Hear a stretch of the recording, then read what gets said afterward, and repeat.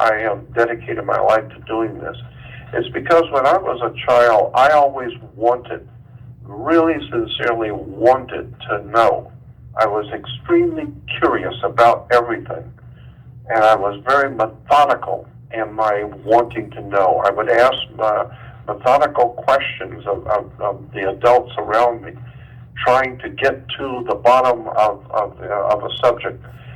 And and as I grew up in my teen years, I came across many different speakers, teachers, lecturers that I could go to hear speeches and lectures by people that were talking about the things I was interested in. And I was always so appreciative.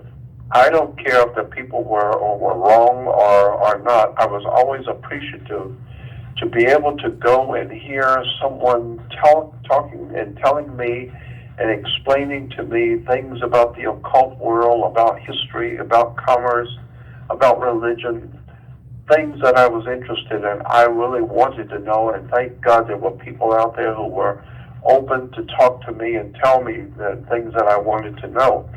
So I wanted to turn around and do the same thing for other people who are like me, who want to know.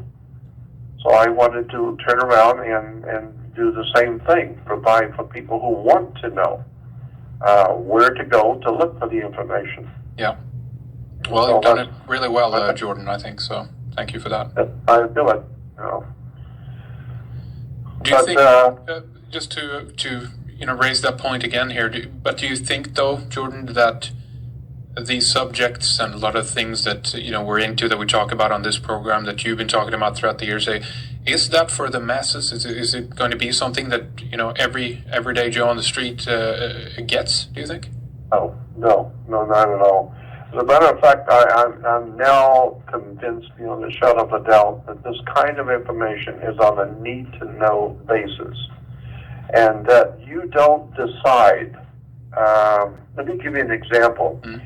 When I say you don't decide to do anything, I am totally believe in the presence of God, so to speak. I don't use that term very often, but I do believe in the presence of the Spirit.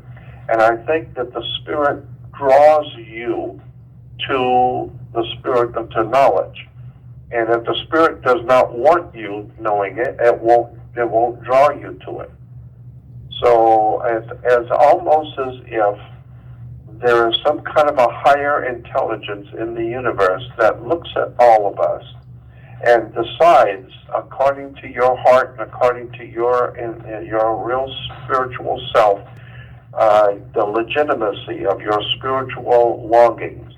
And if it sees that you really are sincere and wanting to know, then it will provide for you that knowledge. I mean, how the scripture says, knock and it will be open. Seek and you will find, and ask and it will be given. Implying that you have to really sincerely want to know. Not just be interested to be entertained, for the moment, but you really are seeking knowledge and wisdom and understanding. Well, when the student is ready, the teacher will appear. And therefore, if you really sincerely want to know, the Spirit, God, so to speak, the Spirit will see to it that you will learn what it is that you want, that you're looking for, what you're longing to know about. It will show you. Knock and it will be open. Seek and you will find. Ask and it will be given. Yeah. Well, I always wanted to know. I spent my whole life, sitting in libraries and writing books. I used to write letters continually.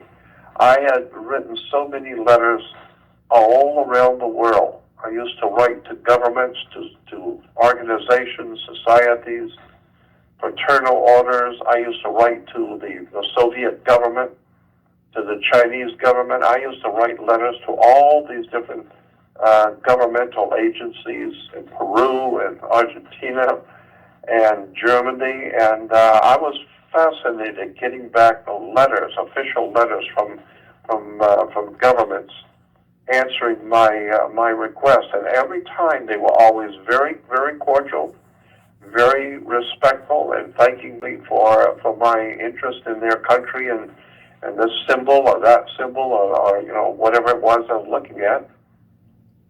And it was kind of like a real head trip for me. You know, I just loved it. I love writing fraternal orders in Germany and England and asking them, why do you use this? Why do you use that? And what is the implication? And it was fun doing that. I don't consider it to be fun anymore. I mean, I've been there and I've done that, and it's over. But today, of course, with the web, my God, you can do all kinds of research now, and that's another crazy thing is the fact that today so much is available on the web for research, and people are even more stupid than what they were when I was doing. Isn't that interesting? Yeah, it's true. More information, overload, and then people just shut down, I guess. Huh? Absolutely.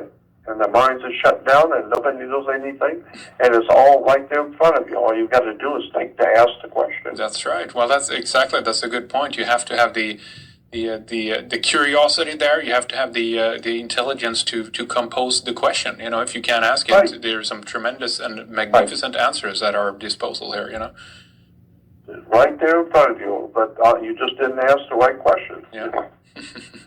Now, Joe. Yeah, finish up that point. By the way. Well, I was just going to say, you know, I've always understood that if you want to know, it's out there. So when I hear people say, well, I've often wondered about this and that, I said, well, why don't you do some research and find out about it? I mean, if you can read, that's all right. you got to sit with a library and read a book. I mean, instead of just mouthing that, you know, you'd like to know about this, why don't you actually read about it, study it, so that, you know, I'm the first one to always say, I don't know, I'm not the world's foremost authority on anything, and never have been an authority on anything, but I have always loved wisdom and knowledge, and I find now when I'm asked to speak in universities and colleges, and I've been on the platform in large universities with other speakers, and people in the audience are throwing questions, I feel confident that, you know, I've done my homework. I know what I'm doing, and I have opinions. Well, it's just my opinion. But if you ask me what I think, I'll tell you what I think, and I'll tell you why I think it. So I'm always willing to share with an audience what my thoughts are, because I've spent my whole life pursuing dark subjects and dark knowledge, and I've been in the company of people who know.